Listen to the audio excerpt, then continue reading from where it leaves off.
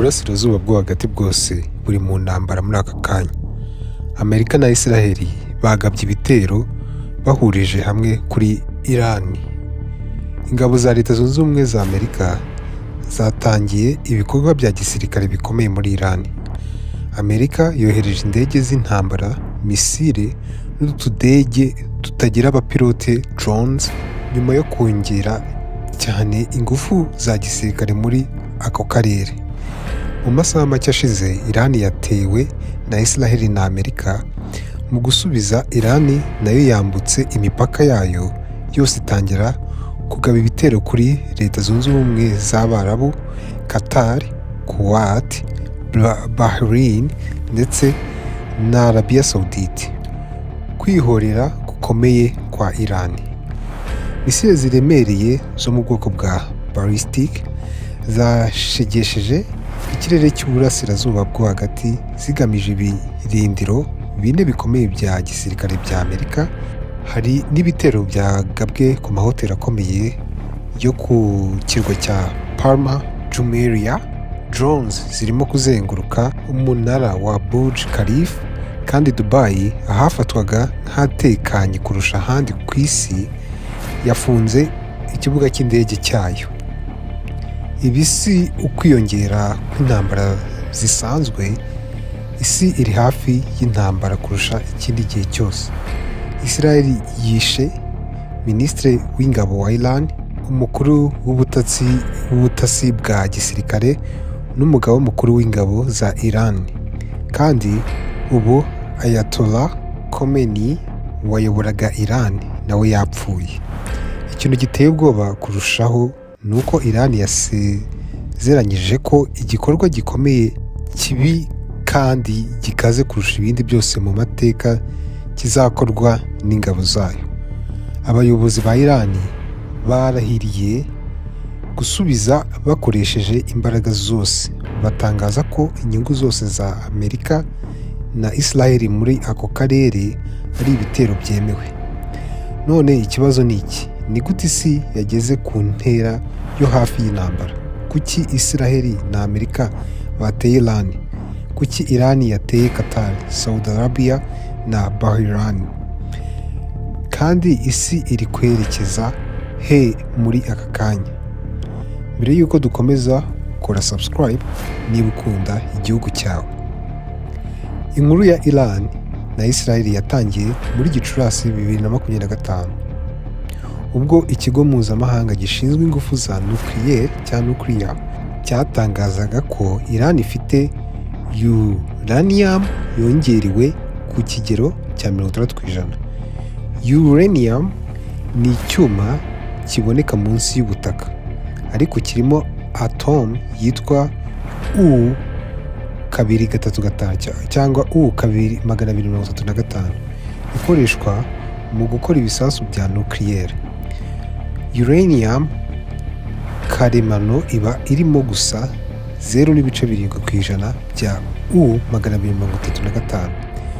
Iyo uranium yongerewe, haba harimo kwegeranya U-235 ku kigero kinini. Iyo igeze kuri 90%, isi yose ihita itangira gutinya, kuko iba igaragaza ko igihugu kiri hafi yo gukora igisasu cya nucleaire.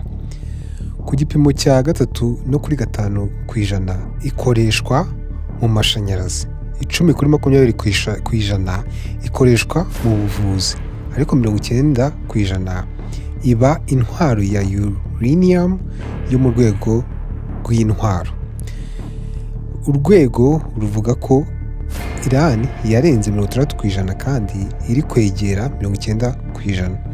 Niyo mpamvu isi yose kuva Israel kugeza Amerika iri maso cyane, kuko bakeka ko mu minsi mike Iran ishobora kugira igisasu cya nucleaire. Nk'uko tubizi, Amerika ifata ikibazo cy'ibisasu bya nucleaire nk'ikintu gikomeye cyane. Mu bihe byashize, iyo igihugu cyageragezaga gukora igisasu cya nucleaire, Amerika na Israel barakoranaga bakagisenya. Urugero, mu 1981 ubwo Iraq yageragezaga kubaka nukiliyeri. Israel yarayiteye isenya aho bakoreraga. Aho niho kugwa kwa Saddam Hussein kwatangiriye. Muri Kanama 1978, guverinoma ya Israel iyobowe na Menachem Begin yakiriye amakuru akomeye yerekeye kubaho kwa reactor ya nucleaire muri Iraq. Muri Kamena 1981, indege z'intambara 8 zabonetse ku kirere cya Baghdad zitegura kugaba igitero. Izo zari zigamije igikorwa cyari ishema rikomeye ry'umunyagitugu wa Iraq Saddam Hussein. Iyo gahunda yari ukurindura ibyo bikorwa bye. Izo ndege zageze ku ntego zayo, maze imwe ku yindi zimanura ibisasu 2 kuri buri imwe, zibitera ku gisenge cya reactor ya nucleaire muri Iraq. Mu buryo nk'ubwo, muri 2007 Israel yateye Syria kugira ngo iyikumire kubaka igisasu cya nucleaire. None ubu muri 2026 Iran iri hafi kubaka igisasu cya nucleaire, kandi Israel irimo kugerageza kuyikumira. Ariko ikibazo ni iki? Si Iran yonyine yubatse cyangwa yifuza igisasu cya nucleaire, sibyo. Amerika n'Uburusiya basanzwe babifite. Ubuhinde, Ubwongereza, Ubufaransa, Ubushinwa ndetse na Pakistan na Koreya ya ruguru nabo barabifite. Hari n'abakeka ko Israel ubwayo ifite igisasu cya nucleaire. None se niba isi itagira ikibazo na Koreya ya ruguru cyangwa Pakistan, kuki ifite ikibazo na Iran? Impamvu ni uko Iran ishobora kugenzura no guhungabanya ubukungu bw'isi yose. Hari impamvu 3 zibigaragaza.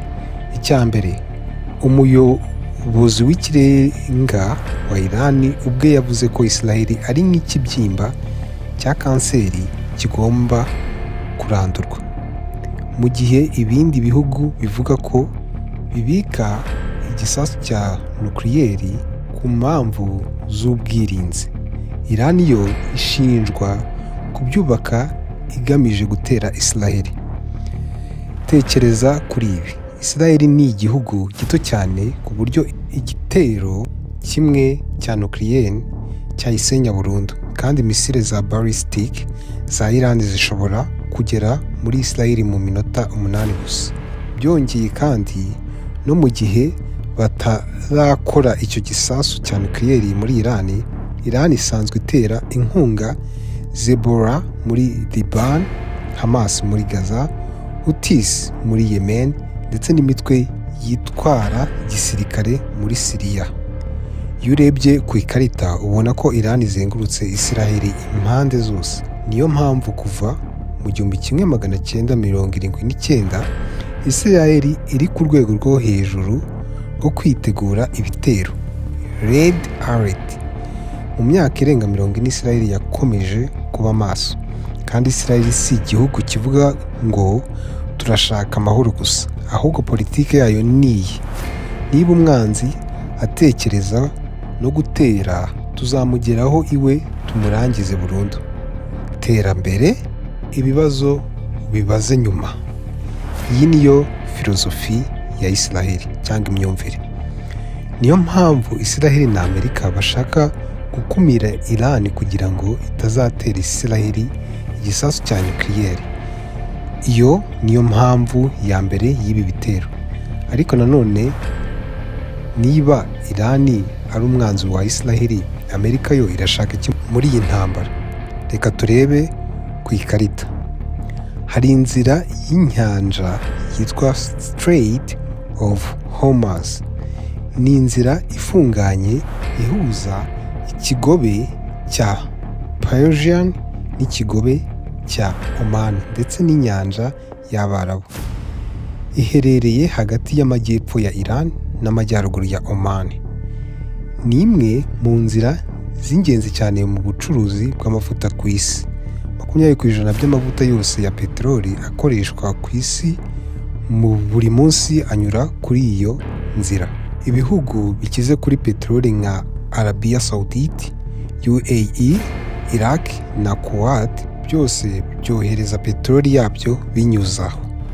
Mu by'ukuri ni umutsi w'ubuzima bw'ubukungu ku isi cyangwa bw'isi. Niba Iran ifunze iyo nzira, isoko rya peteroli ku isi byahagarara, ibiciro byazamuka cyane, ihungabana ry'ubukungu n'igabanuka ry'iterambere, kandi ubukungu bw'isi bwose bushobora kujya mu kaga. Niyo mpamvu isi yose ihangayikishijwe na Strait of Hormuz. Niba Iran ibaye igihugu gifite igisasu cya nucleaire, ishobora kubona imbaraga zikomeye zo kugenzura iyo nzira ku buryo na Amerika itayiburizamo. Iran ishobora no gukoresha imbaraga za nucleaire mu gukangisha Amerika. Iyo niyo indi mpamvu ituma Amerika ishaka guhagarika gahunda ya nucleaire ya Iran. Icyanyuma, niba Iran ibonye igisasu cya nucleaire, Amerika itinya ko hazatangira isiganwa ry'intwaro mu burasirazuba bwo hagati. Ibihugu byose byahita bitinya Iran bigatangira gushaka kubaka ibisasu byabyo. Umwami wa Arabia Saudite yamaze kuvuga ku mugaragaro ko niba Iran ibonye igisasu nabo bazagishaka. Ariko ikintu gitandukanye muri iki gihe ni ubu Iran yinjiye mu rwego ruteje akaga. Yateye UAE, Arabia Saudite, Qatar, Kuwait na Bahrain.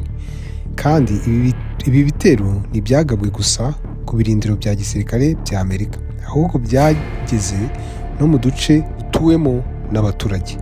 Bityo ubu burasirazuba bwo hagati bwose buri ku rwego rwo hejuru rwo kwitegura.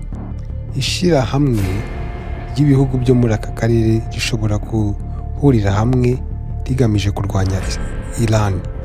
Icyizere ni uko Uburusiya n'Ubushinwa bitakinjira muri iyi ntambara, kuko nibibikora isi ishobora kwisanga mu ntambara. Icyo twakifuza ni uko ibintu byatuza, kuko intambara buri gihe igira ingaruka mbi ku isi. By'umwihariko intambara ya nucleaire ni inzozi mbi tutifuza kubona mu buzima bwacu. Iyi ni inkuru y'intambara ya Iran na Israel yo muri 2026.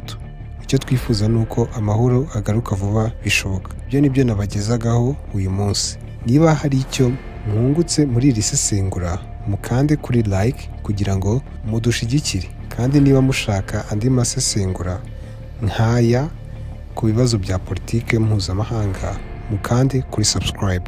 Murakoze cyane, tuzabonana ku yindi video.